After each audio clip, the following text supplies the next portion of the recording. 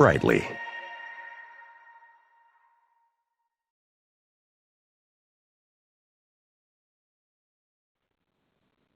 Again, thank you for joining us for identifying risk in key areas of senior living. Just wanted to remind you today that all phones are muted. We are going to use chat to submit any questions, and there will be a Q&A at the end. I'd like to go ahead and welcome our presenter, Mary Beth Ormiston. She is currently our Manager of Program Strategy here at Dude Solutions. And prior to this position, she was employed by the Redwoods Group as Director of Risk Management, where she was responsible for supervising a team of risk management consultants, where she developed and initiated risk management initiatives for membership organizations in reducing losses. Prior to this position, she was a YMCA CEO for 33 years. Melding her membership operational experience alongside her risk management expertise, she is a well-respected speaker, presenter, and problem solver. Mary Beth, we're very excited to have you with us today. Thank you. I'm glad to be here. This is going to be a great opportunity to learn more about risk. The conference has been muted. In our senior living communities. And I hope that you'll know that we're going to be doing a pretty deep dive into risk. We're not going to be able to cover everything. So unfortunately, I always share, we're going to have some unfinished business. In what we're going to be doing today, I hope that if there are key points that you want to go back and revisit, that you take a moment and you write some notes down, because many times we are going to create a checklist of what we do, what we can do, and it's helpful, I think, for question and answer if you have an opportunity to jot down some ideas. But what we're going to do today, we're going to identify those potential risks that are in your particular communities, and we're going to break them down by functional area. Now, unfortunately, there are lots of functional areas that we could be talking about, and so this is just our first stab at some of the high priority areas where we see incidences occurring and where these incidents appear on your loss runs and do cost you money in some cases. And we're going to review those best practices around risk prevention and awareness. Understanding best practices are a guideline, and they allow us to have goals. And in some cases, depending on what our communities look like, we have to be able to moderate and modify, but it's best to know what are those risk practices that are generally practiced. And we're going to discuss how having well-communicated risk management plans in place and how they provide a positive impact to your safety, your reputation, which is your brand, and your occupancy, and that's those people that you serve. Now, saying all that, this is a picture of a senior living community. It could be yours. It could be one that you are very familiar with, because we understand every senior living community has its own culture, has its own footprint. But at the end of the day, we have employees that we have hired that we want them to do a specific job. We have residents that are paying for a service. And saying all that, we have a responsibility. Management has a responsibility to make sure that all entities have a quality of life and are safe. And that's what we're going to be talking about today. And it's what I call the golden opportunity. The golden opportunity allows us to be able to talk about those folks that we serve and also those people that we hire, because we do understand that they are special in what we do. Our senior living communities are now having a higher percentage of senior Americans than we've ever seen before. In every avenue of everything we do, we are getting older. And that means that in our communities, we have those members that are living well into their 80s and their 90s, and maybe even further. And they might be coming to us younger because they are preparing for a life of care in communities such as we're talking about today. So it's a wide range of people. And you know by the population that you serve that a person in their 70s might have completely different needs than a person in their 90s. And therefore, as we look at that continual care, as we look at those risks that are implied, we have to understand from a staff perspective and also from our residents' perspective what it is that we need to be able to do. So the kind of the basic principles of what I kind of like to frame out there, kind of the clouds you might say, as we talk about risk management, is that we need to have appropriate staff training, ongoing, sustainable, viable training that protects our staff. Because if we don't have our staff, it is difficult to do the work we need to do and is expected of us to do with those that are living within our communities. We also need to protect our organization and our brand because we live and breathe, we use the opportunities in our community. Our communities look towards us to be active and to be part of a caring, serving community. We're not out there as an island. We are integrated as part of a community, and so our brand is very important. And of course, whatever we do with risk management, we need to always keep at the highest level our residents to make sure that what we're doing with them, there is no harm coming to them, and that we are looking proactively at those things that we can do to keep them safe. Now, sometimes that's easier said than done. So I kind of wanted to start today with transportation, and there's a reason why I wanted to start with transportation. You know, because we talked about we have folks of a couple of different decades, because we have folks that might be living in our communities that are 60, 70, 80, or 90.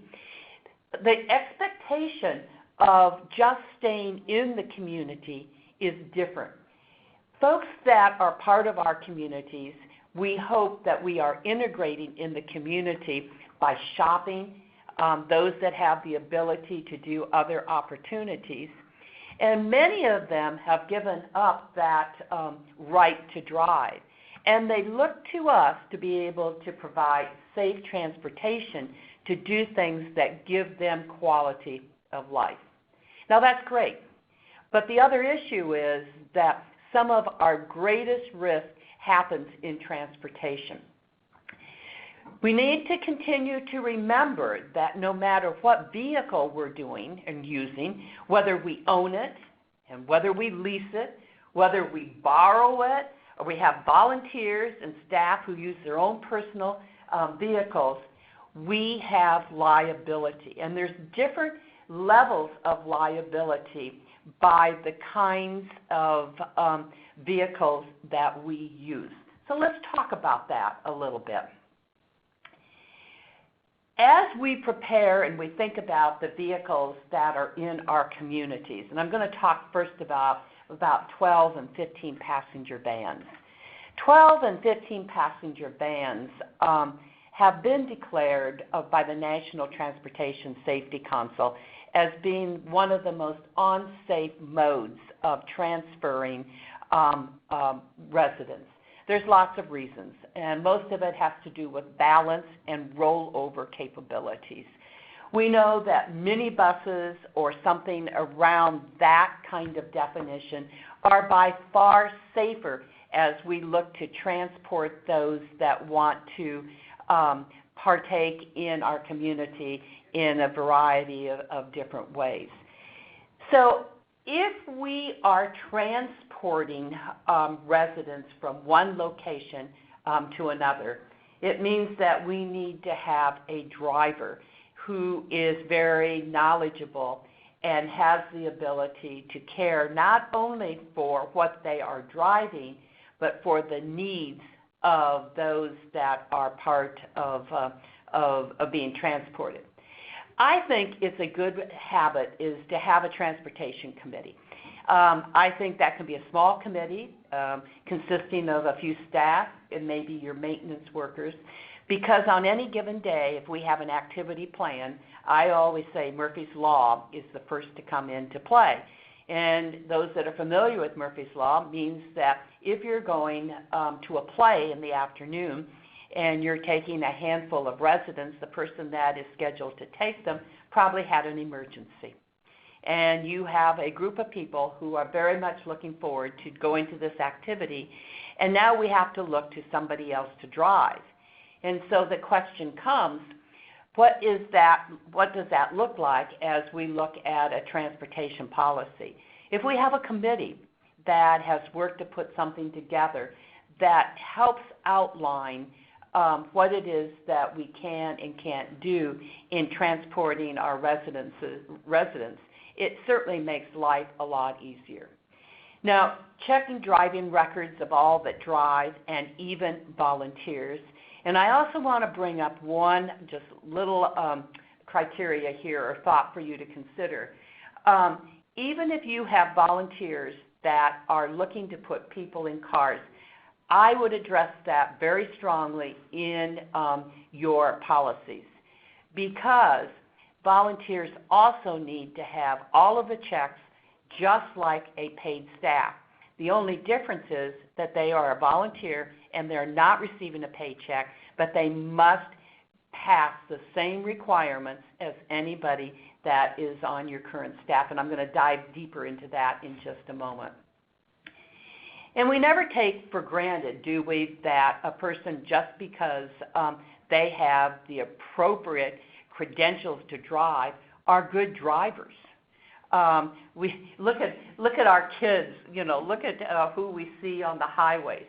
I always encourage anybody that is going to drive the vehicle, for whoever, whether it is the executive director or whomever you so designate, go out and do a trial run with that person. Make sure that they do, in fact, understand the workings of the vehicle they're going to drive, that they, in fact, are in tune and are able to do what it is that you want them to do with that vehicle. Don't assume that they're great drivers, because that isn't always the case, as I'm sure you have stories about that. So this vehicle is just an example of what the National Transportation Council recommends that we transport our folks in. Something similar to this. There are other models, but it allows us to be able to have lifts. It allows us to be able to handle wheelchairs, where if we're using a 12 and 15 passenger van, it's much more limiting. And then on top of that, we certainly have the issues of speed and the unsafeness of the balance of a 12 or 15 passenger van. I do have a real bias towards that. So we know that by looking at the data that most accidents occur with drivers under 25. That doesn't surprise us. And it probably doesn't surprise us to say over 70. Now, does that mean that we don't hire those folks? No, it does not. It really means that we have to do comprehensive background checks on all staff, and I'm going to include volunteers, because we want to make sure that they have a national and state criminal check. Why do we do that? And the reason that we do that is that we want to make sure that we have no one that's been charged with any kind of abuse. We always think of child abuse. We know elder abuse is very concerning. We want to make sure that the people that we hire have a clean MVR record. It always helps to look at the credit because that tells a story. Making sure that they have a Social Security identity number, and to look for any past employment and also their education search, and to compare that to the application that they have filled out. I always suggest that volunteers fill out the same application that a staff member fills out that's going to be employed, because you are going to be requiring them to do many of the same functions. The screening should include the sexual offender screening from a county and federal courthouse or in some cases state. We also need to be looking at worker compensation and if in fact they're going to be driving, be able to pass the drug screening and any kind of reference checking. Reference checking should be documented and placed in the personnel file. It is something that we just don't pick up the phone and have a conversation and ask, is this a nice person? But we want to make sure that, and I like to have a reference from not only a professional, but from a family. And the reason why is that many times that we have learned is a family member, if there is a skeleton in the closet, does not want to have anything happen to the people that this person might be in contact with. Complete job descriptions for all positions, and that would include transportation, I think is a must. And have your job description signed, which means that they in fact have taken a look at it, you've had a conversation. Moving on, as we talk about staff, because staff is only as good as who we hire and train. And when we talk about a training program, we have pre-training, we have CEs many times that have to be completed. But the best training program of all is the training program that is ongoing. Having modules in our staff meetings, having a 5-minute training sometimes is as effective as having a half an hour training. Continual training all of the time, which allows me to go back and say, which I forgot to say to you, that when you are working in transportation, I like to do a subtype of screen every 2 years. Because even after you hire somebody, something can happen that without going back and continuing to screen, without pulling a record, you would not know about. So even though you've done your hire and you've screened them, go back every other year and you can create in your policy what it is that you want to check. And the minimal that you want to check is drug and their MVR, to see what has happened. Everybody receives hopefully a personnel handbook, and in that handbook I always suggest that you sit with a person, that there is some type of new hire so that you're going through, and at the end of that, that is signed and placed in the personnel file. Today's hiring procedures are so different than what they were just a few years ago. There are more wrongful termination suits that are being filed in the area of human resources than we've ever seen before. And so we want to make sure that all of our I's are dotted and our T's are crossed, of course. When we talk about employee safety, which is, and we are going to talk about our resident safety, but the first thing we're going to talk about is employee, because if our employees are not safe, then we don't have people that care for our residences. And if, in fact, if our employees are getting hurt, the chances are that we have areas where residents, they too can be hurt. Slip, trips, and falls, as we shared in the other webinar, is the number one area where our residents get hurt and our staff get hurt. So we do know that as we look at our facility and think in your head, write your notes, where do we have non-skid surfaces? How do we treat that? What are our products? And if we have had occurrences, how are we dealing with them? Do we review those in staff meeting so that we understand where we have an opportunity to make a difference? Foot protection, those people that come to work in flip-flops, those people that come to work in sandals, We'd really prefer that you have closed-toe shoes because there's all kinds of things that can happen, just from stubbing your toe to hitting something. And for those of you that have had a broken toe, you know that's almost as painful as having a broken foot. And so closed-toe shoes. Lifting and back problems in this arena are huge. We want to make sure that all of our staff has passed and continues to take training in appropriate lifting. And you know, we bend from the knees, we lift from the legs, and when we see something in somewhere that we need help, particularly if we have a resident that needs assistance, we ask for help. We don't do it all by ourselves.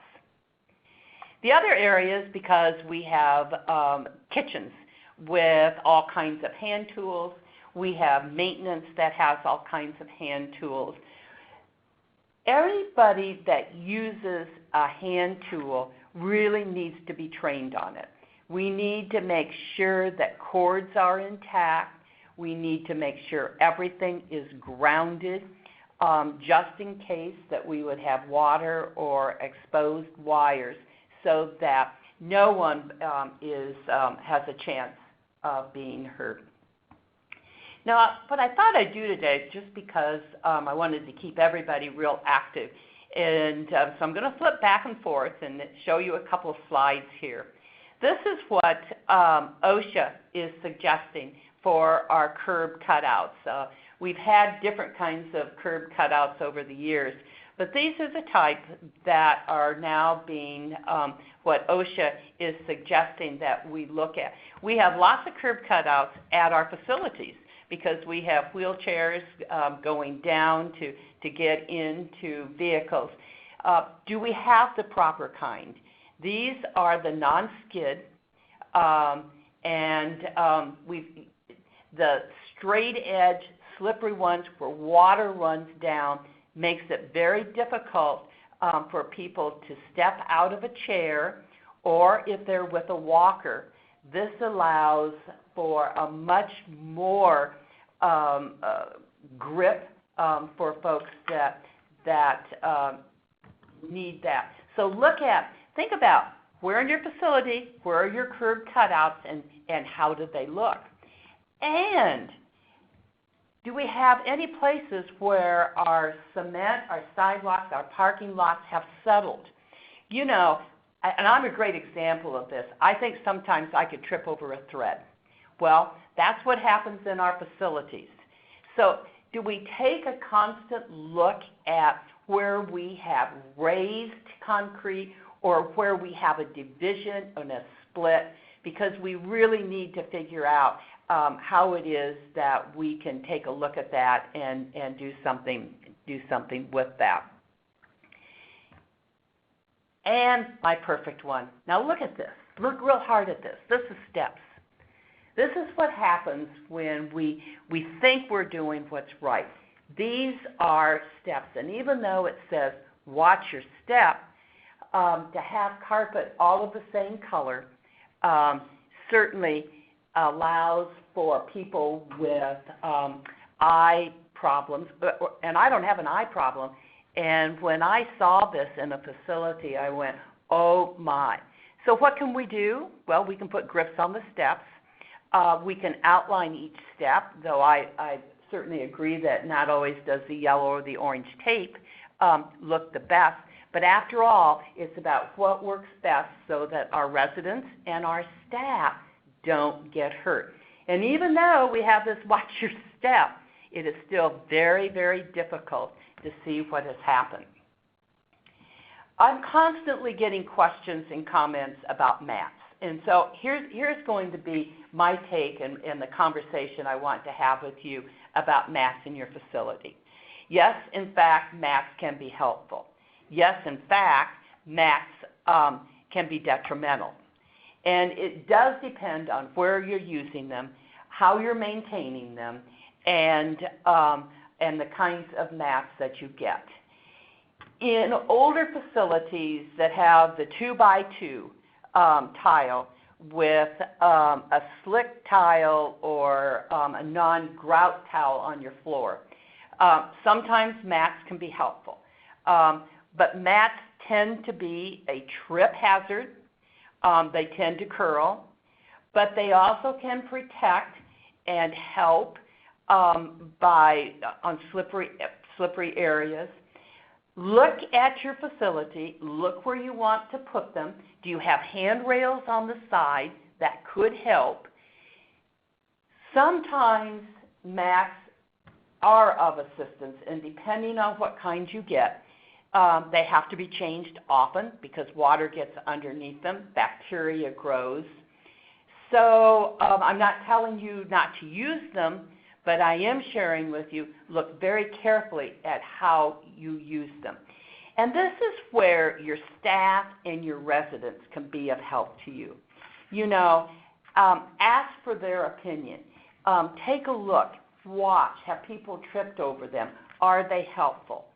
So that at the end of the day, mats can be helpful, but they also can be a detriment, and you need to look carefully at how it is you're using them.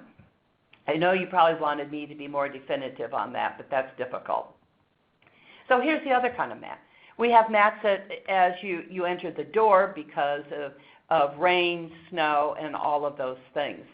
Again, a larger mat is usually more helpful than a small mat because it does allow for a longer walking distance so that people can see where the mat ends and where it begins.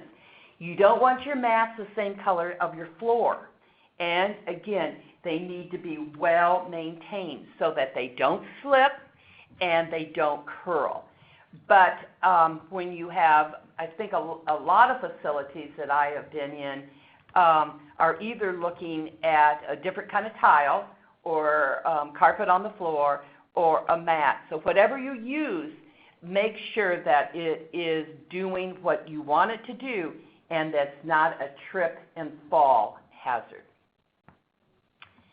As we move along and we talk about employee safety, I want to talk about ladders.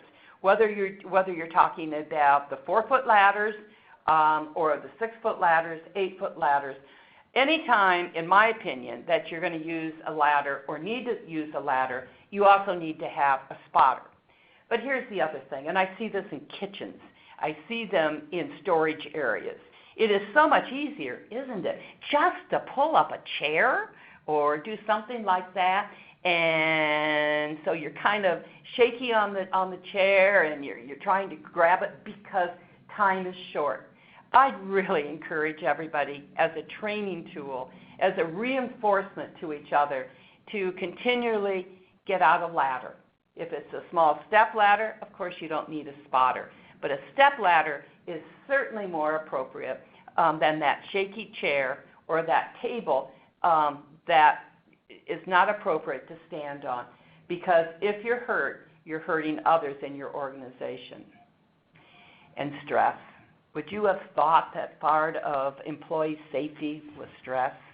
Well, actually it is, and that's the importance of a planned workload.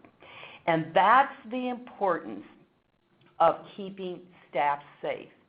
Now think back, and because I do know this happens. On any given day, you have a staff member that gets caught in traffic. You have an employee that maybe calls in late because they're sick, and it throws your ratios off, right? Because we are all very attuned to our ratios and how many people we have working doing this and doing that. A planned workload and appropriate employee safety helps with the stress of everyone. Because if one person is having to do the job of two, they're less effective. And when they're less effective, the more chance for an issue to occur. You know, we talked about at the last webinar, minding the gap. And every time that we deviate from our protocols and we do our practices, the more chances that we have for an incident. We have frequency and then we have severity. Also, when we're using power tools, make sure that we are using appropriate gear. I have a kind of a funny story. I had a cook in one of the facilities that I was talking to, and was using the big power mixer, and she said, "Do you think I need to use eye goggles?" And I said, "Well, only if you had me at the controls."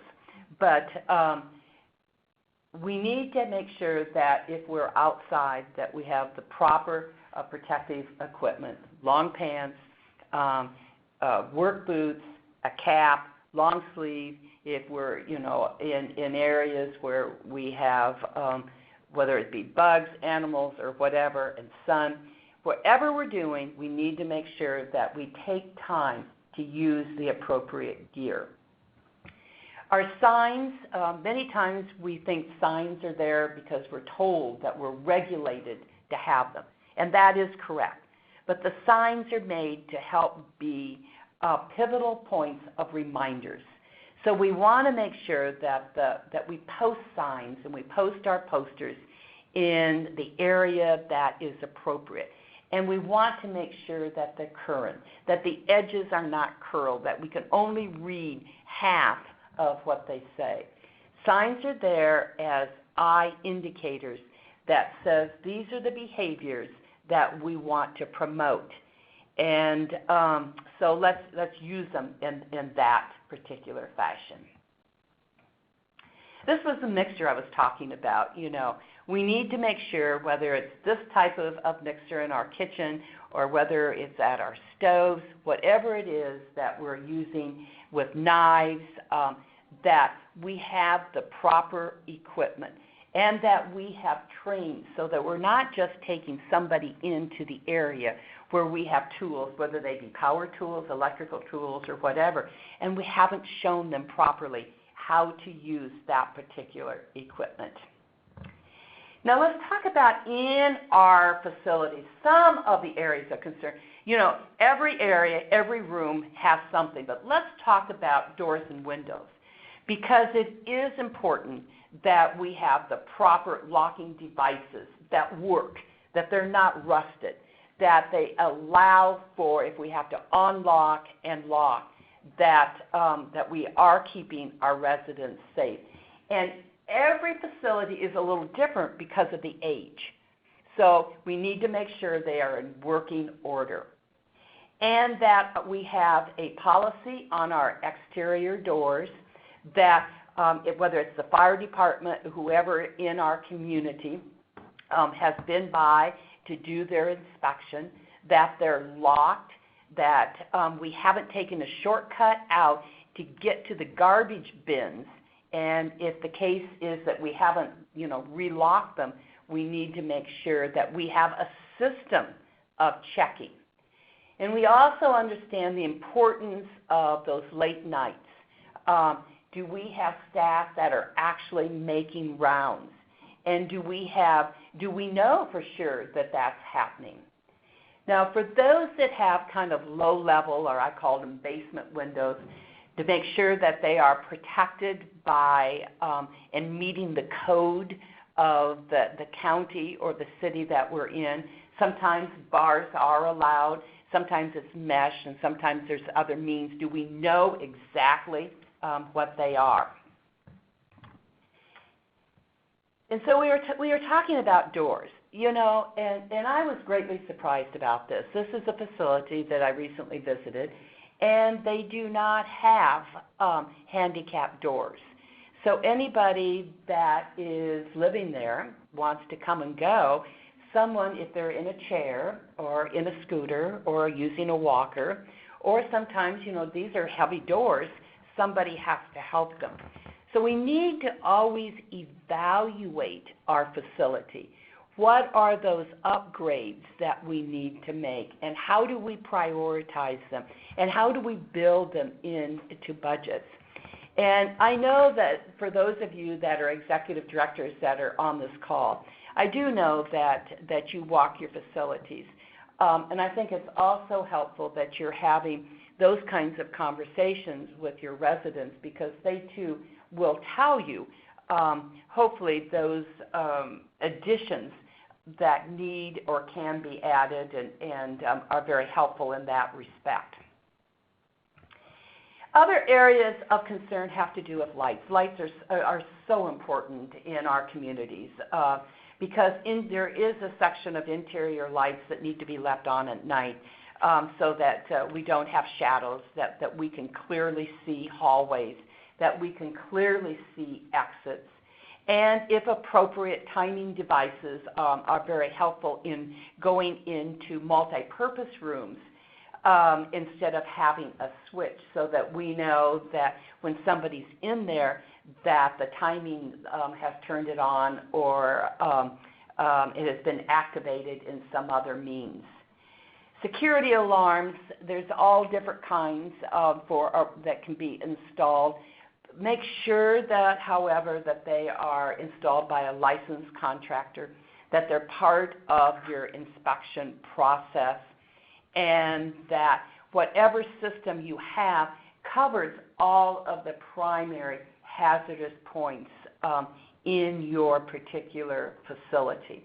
And even though the testing can be scary, I think residents appreciate knowing that you are testing them. They're part of the communication so that they can expect it because they want to know, one of the frights, and you know this, of being in a facility is that they want to know that they're safe. And so we need to share that with them. And that's why our defibrillators, we need to, on a monthly basis, be looking at our defibrillator, checking our pads to make sure they're not outdated, making sure that the battery is actively charged. And whether you contract that out or it's part of your safety committee or a person has this, there needs to be some type of documentation that the AED is current. There have been many times that I've been on investigations when something has happened and it is an insurance claim, and that we are training our staff that if we have an emergency, that they can activate the AED and it comes with you. And that is a training in the height of an emergency, making sure that folks understand how important that is. And as we talk about building access, this is very key to the safety of everyone. We want our residents to know what the procedures are. What time is the door locked? How is it locked? How do we access it if we have late visitors or whatever? Making sure that they understand the rules and that we are not deviating from them. And also communicating, because my guess is that they're off limits to some areas, and those off limits need to be secured, and they're not open all the time at 24 hours. And that we have set personnel at certain times during the day that are constantly checking the exits and the entrances and the windows, and that we're making sure that when the majority of our staff leaves at night, that our facility is safe and secure for all. And that's for residents and staff. We know this is a different kind of world, and there's things that unfortunately staff bring baggage to work, and so we are protecting our staff and we're protecting those that live with us.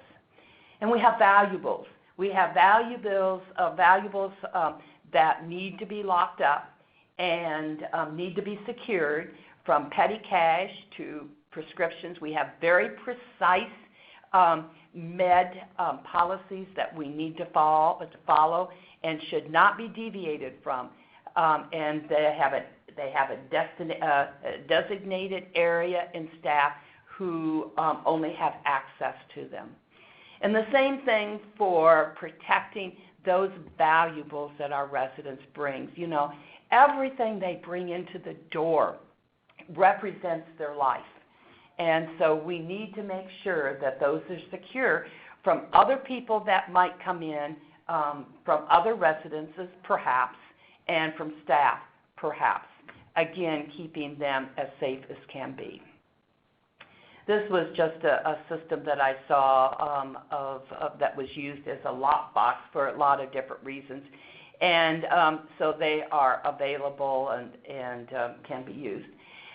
Going back to our facilities and how we keep them safe, this happens to be the lip going into a shower.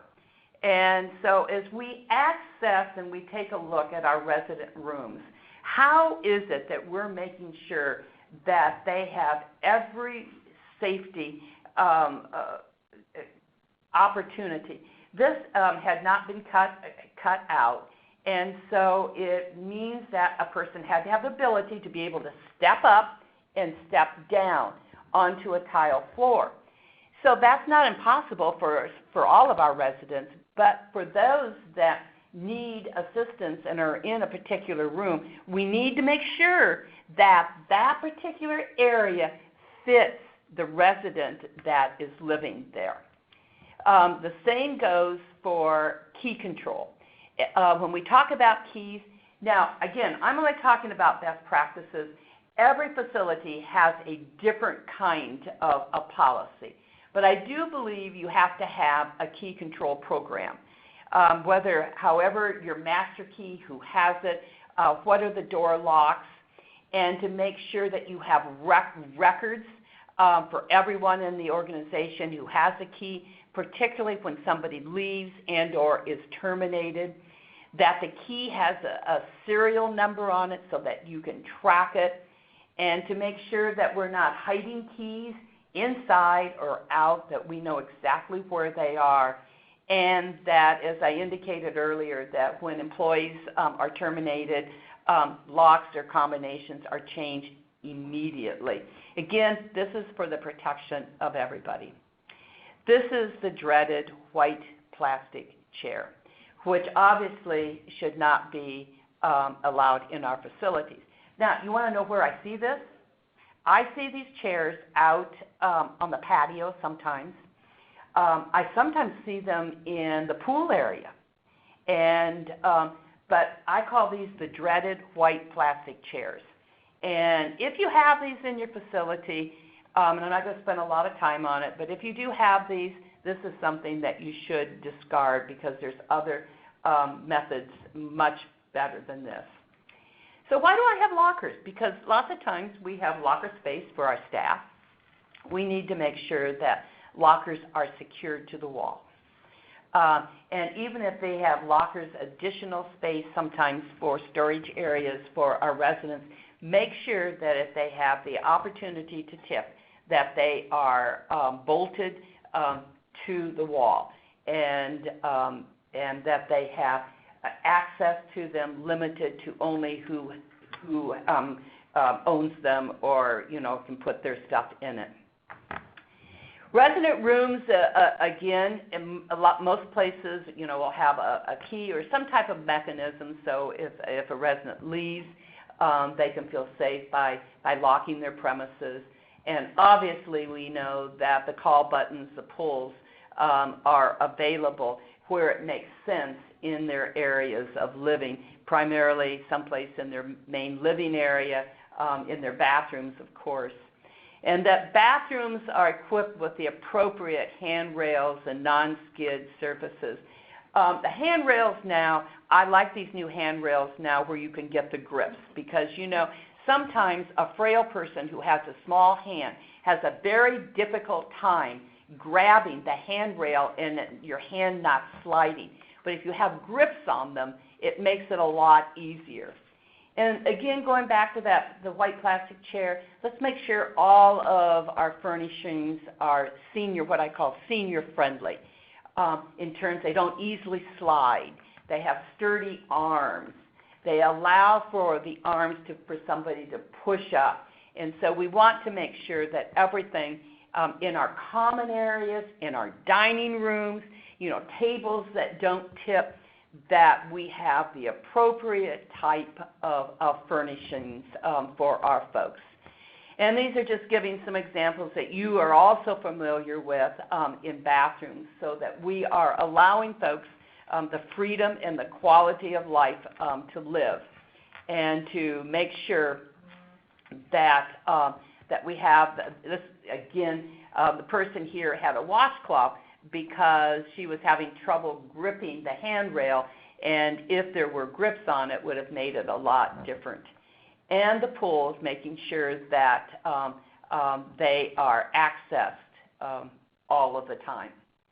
But what we're talking about is really quality of life. And so within the walls that we have in this environment, we have programs. And because we want people to live out their life with as much quality as possible. And so we have a variety of different programs that we hope are suitable for those folks that we're serving. So we need to make sure that we have policies that address them, and that we understand the changing dynamics and the population shifts and the external events and the internal events. And these should be constantly reviewed and constantly changing because life is about change. And as communities create these programs, it's always wonderful when we can create the champions that work to help sustain them. Just a real fast, can you tell me if you have a fitness area within your facility? Just a quick yes or no. I'd like to know that as we go to the next part. So just give me that indication. Because we're going to talk about exercise areas. I do believe that we do need to have exercise areas. But I feel very strongly that they need to be visible and not isolated. Sometimes we take an open area that's clear down at the end of the hall and where not everybody can see, and we put a few donated, in some cases, pieces of exercise equipment. Exercise equipment needs to be age appropriate with attention to placement. We need to know exactly within the area of where it is appropriate so that a person that loses their balance may not fall against another piece of equipment, may not fall against the wall. I do think that we need to consider handrails in those areas. We have to have a notification type of system. But we need to train our residents and our staff in how to use the equipment. Now, whether you buy or lease your equipment is totally up to you. I'm seeing more and more facilities that are leasing their equipment. And the reason for that, when you lease the equipment, the manufacturer or the supplier will also maintain the equipment for you. So if you have a piece of equipment and you don't have to keep an inventory of parts, and that they make periodic checks to make sure that the equipment is working. So what is age-appropriate equipment?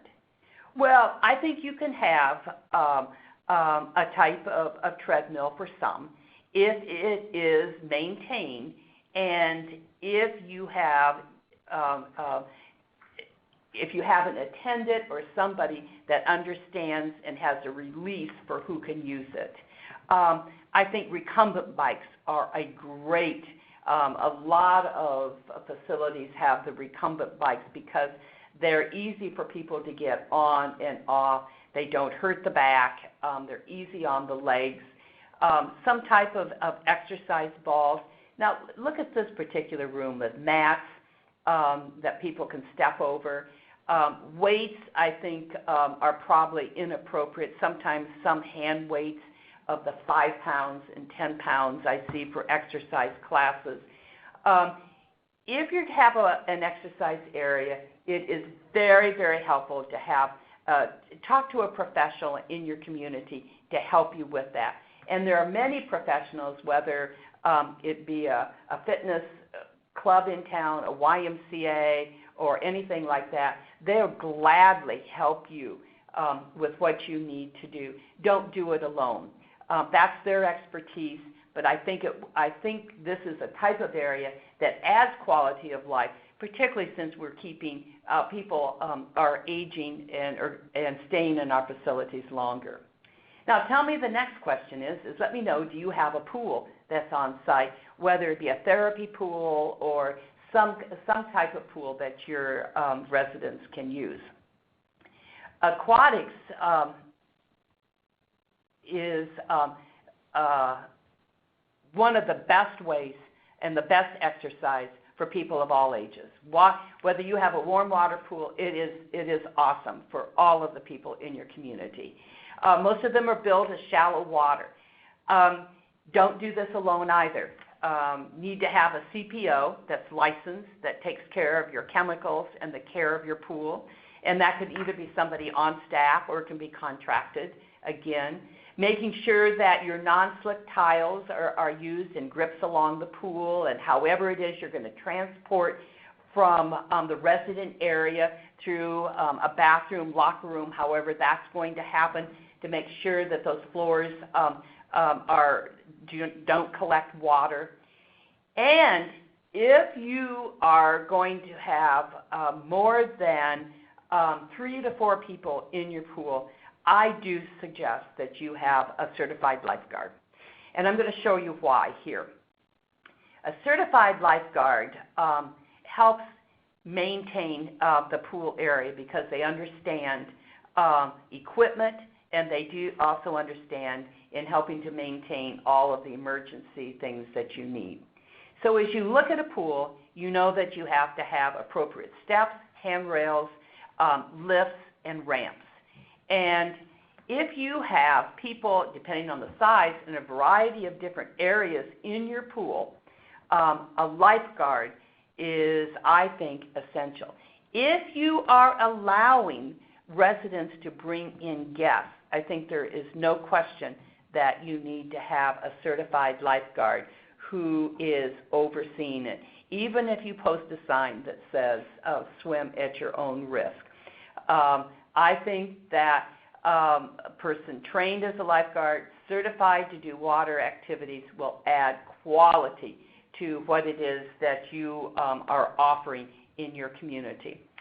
So I'm going to show you something. This is a shallow water pool. This is what the bottom of the pool looks like if you have 5 to 6 people in the pool. This is how water churns.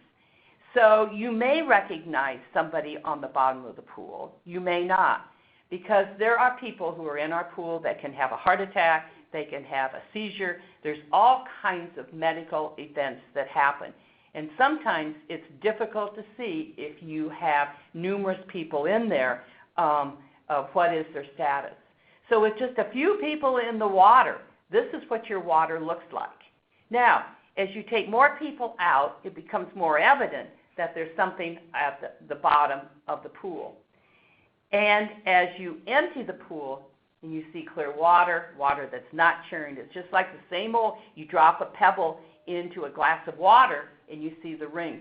This is why we need trained personnel in the aquatic area. The aquatic area is a dangerous area, and we need to make sure that we have qualified people in it. So what have we been talking about today? We've been talking about documentation, and we've been talking about communication.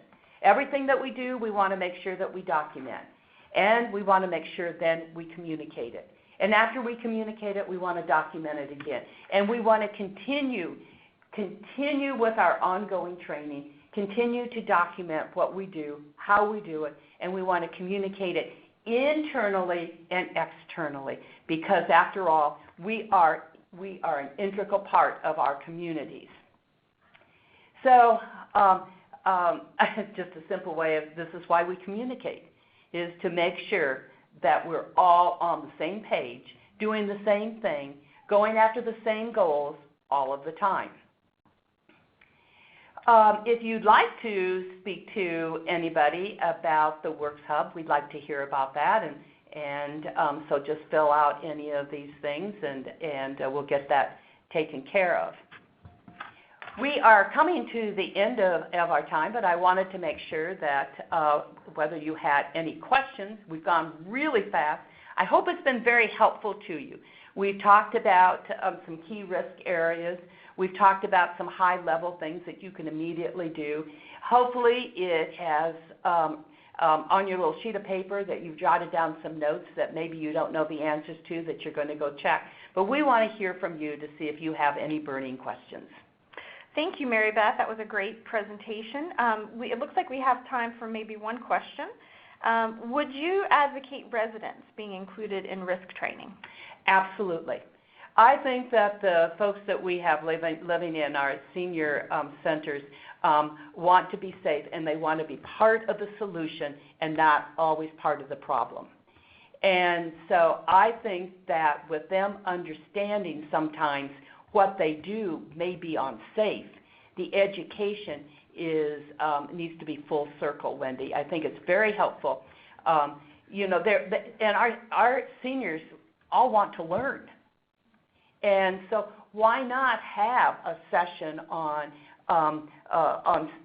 safety or risk and involve them instead of being reactive?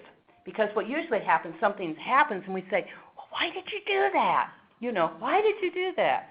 And so if in fact we can make them part of the solution, I think it's helpful, and it makes them feel worthy. Right, makes sense. So I think we'll go with one more question. How often do you think staff should be retrained? How often should that occur? Great. I think that staff needs to be retrained continually. Now, depending on what the training is, I think that you set that out in your training schedule for the year. So, for instance, we know CPR is once a year. We may decide on safe driving. Maybe those that drive, maybe we're going to have a reminder every 6 months. I think just because when a person is hired on that we do a training and we don't do any other training from now till whenever, I think it's ongoing, but I think you outline it as part of your policies and procedures, and you say, these are the areas. Safe lifting, we're going to do a training every year. Hazardous communication, maybe that's once a year. But we're going to commit it as part of our policy that we're going to do ongoing types of training.